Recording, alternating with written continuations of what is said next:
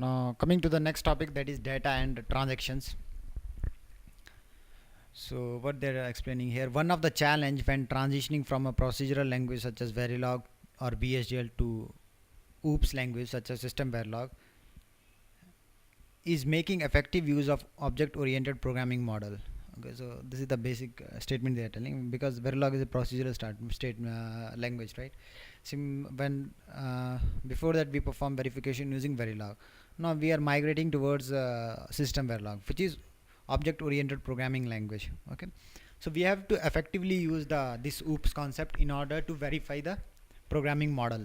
Okay, so we are having some guidelines, okay, how to make the effective use of the System Verilog. So first thing they are trying to say is a data item shall be modeled using class, not a structure or a union. So every point here is with respect to the verification perspective. Okay, if you are creating a verification environment, then any variable inside, so whenever you want to merge, you want to create a packet, use class. But when you're talking with respect to that is what I concluded. If you are modeling any frame, okay, in verification environment, then model that thing with the help of class. Okay, because we can only implement the OOPS concept with classes. But if you are implementing a packet type with the help of for modeling, like for RTL, in that case you can go with structure and union, because structure and unions are synthesizable, where class is not synthesizable. So what they are trying to say, a data item is an atomic amount of data eventually or directly processed by the DUT. Okay, so data is what?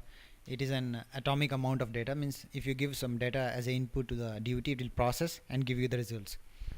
So what type of data basically we have seen? Either it may be in form of packet, or it may be in form of instruction, pixels in case of cameras, picture frames, SDH frames, or ATM cells are all example of data items. Okay, so this type of frames basically we have seen. A data item can be composed of smaller data items by composing a class from the smaller classes. So you see here,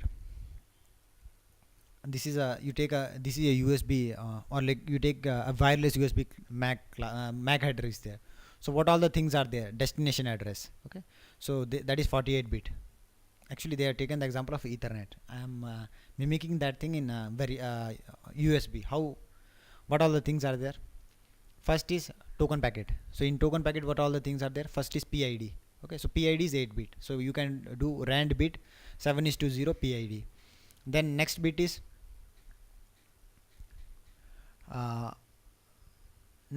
address. Okay, so address is how much? 7-bit. So you can take 6:0 address. In that, like that, you can implement one packet, full packet, and that you can call that thing as class. Inside class, you can mimic that full packet. Okay, so instead not after that you should not individually send first address, then this PID.